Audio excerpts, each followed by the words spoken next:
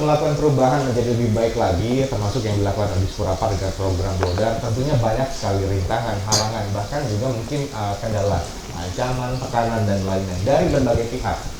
Dan akan kita tanya langsung, Bu, apa yang terjadi pada saat Ibu menjalankan program ini? Kan banyak sekali tentunya pihak-pihak yang merasa dirugikan, merasa ya, padahal pemerintah lah yang sebenarnya dirugikan dalam hal ini. Benar. Apalagi mereka yang sudah tinggal bertahun-tahun, kemudian juga Ibu tadi bilang bahwa ada yang sudah melakukan usaha selama 20 tahun dan belasan tahun. Iya, belasan tahun. Apa yang terjadi, Bu? Iya. Jadi tidak semua ya, banyak juga dari mereka yang paham dan mengerti, bahkan dengan segala kesadaran untuk pindah, tetapi tetap ada provokator-provokator di balik itu semua. Nah, tentunya pasti ada tantangan. Setiap pekerjaan pasti ada tantangan. Tapi kalau kita hanya berdiam diri, tantangan itu kan tidak bisa kita lewati. Betul. Kita harus usahakan pasti dalam rangka ini, karena belum pernah mereka untuk disosialisasikan, bahkan mereka untuk dianjurkan pindah, itu kan mereka belum pernah. Iya, makanya kita tadi ngasih rentang waktu setahun, H-1 setahun itu ya, agar mereka tidak kaget. Itu pun justru mereka masih ada penolakan-penolakan ya, walaupun itu. Nah, makanya dalam pelaksanaan inovasi ke arah yang lebih baik, ancaman baik dari internal maupun eksternal sangat banyak sekali. Baik itu langsung maupun melalui handphone saya. Internal dan eksternal. Itu yang Ibu hadapi pada itu saat yang dihadapi. Iya. Menjalankan program itu. Yang menurut Ibu paling cukup mengganggu apa saja? Sebenarnya karena kita dari awal sudah mendiskusikan ini, bahwa ketika kita melakukan inovasi ini, tentunya pasti akan kejadian seperti ini. Sudah diprediksi, sudah diprediksi, dan kita sudah bisa melihat ini akan bergejolak, ini akan bergejolak. Nah, untuk itu kita bersama-sama mengendalikan itu. Dan kalau mereka mengancam secara pribadi, ya tentunya sepanjang saya menyediakan forum untuk berdiskusi, silakan sampaikan ke forum, ya kan? Karena kita mempunyai suatu forum, dan ini adalah pelaksanaan tugas saya sebagai Kepala Disporapar Provinsi Kalimantan Barat. Nah, kalau memang bukan saya melaksanakan tugas, pastinya saya tidak akan melaksanakan ini ya. Tapi karena kita sudah beritikat kuat dan bersama-sama ingin membenahi kawasan Gor Katulistiwa ini, makanya alhamdulillah yang kita lewati kemarin sudah berjalan dengan baik. Dengan komunikasi dan koordinasi dengan baik. Komunikasi, koordinasi, walaupun masih banyak terdapat penolakan-penolakan. Sampai saat ini? Pada saat eksekusi, pada saat ini untuk beberapa tempat di luar yang tadi saya sebutkan, di luar yang 130 SPD Orde, di luar 10 yang kios, di luar 46 kios, di luar yang 10 bangunan tidak tercatat, itu sudah selesai. Nah, pada saat ini tinggal kita membenahi sapras kita yang dimanfaatkan tidak sesuai dengan fungsinya. Ya, tidak banyak, hanya beberapa, 1-2 yang masih belum mau untuk beradaptasi dengan pelaksanaan TUSI yang sekarang. Itu artinya berarti di area Gor Katulistiwa sebenarnya banyak kegiatan-kegiatan terlarang atau kegiatan-kegiatan yang tidak ada izinnya. Tidak sesuai dengan fungsinya ya. Dan itu pembiarannya, Bu, setahu saya ini sudah berlangsung lama. Sudah berlangsung lama sejak saya datang ke Pontianak. Belum saya lahir juga mungkin. Aktivitas itu sudah ada di sana, dari penjual-penjual, akhirnya terganggu dengan aktivitas-aktivitas yang seharusnya tidak ada di sana.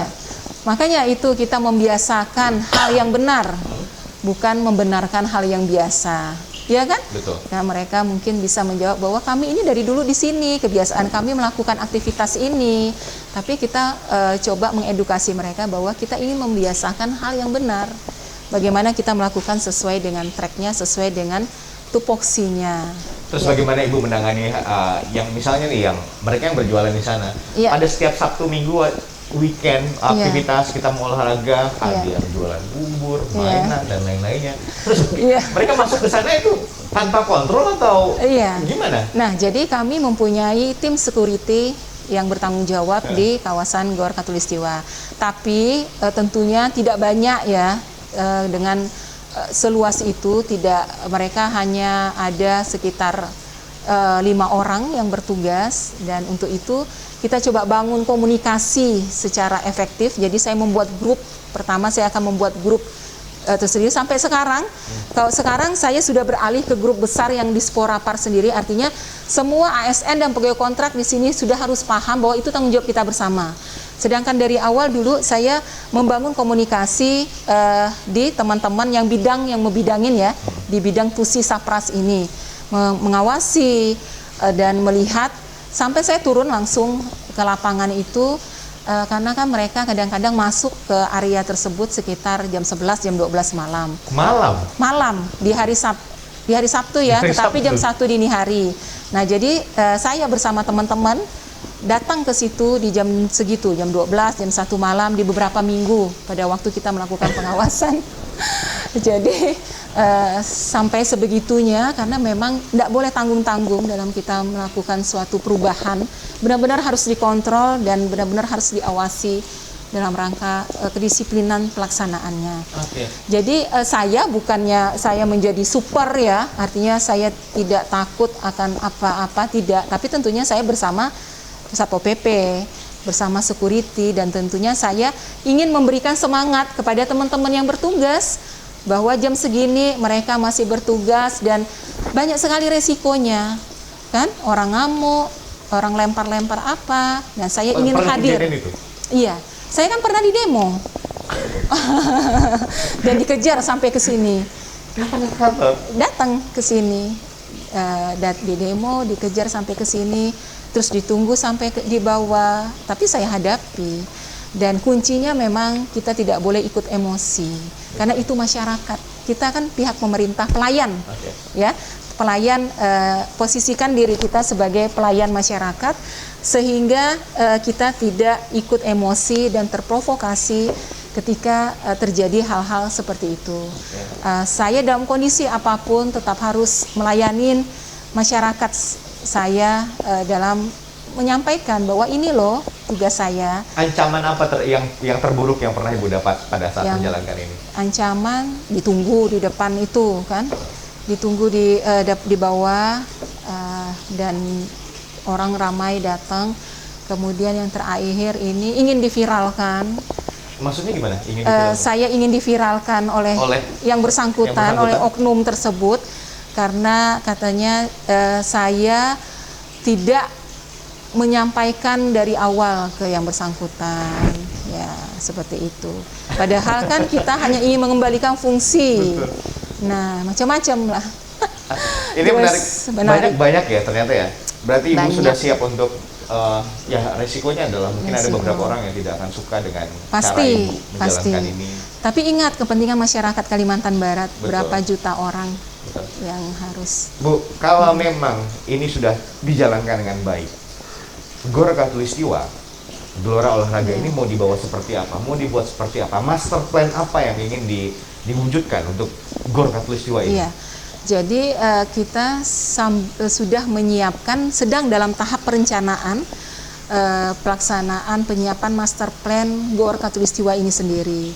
Nah, tentunya kita akan selalu berdiskusi. Kita udah rapat beberapa kali bersama KONI, bersama Kormi, bersama NPC dalam hal pelaksanaan Sapras di sini.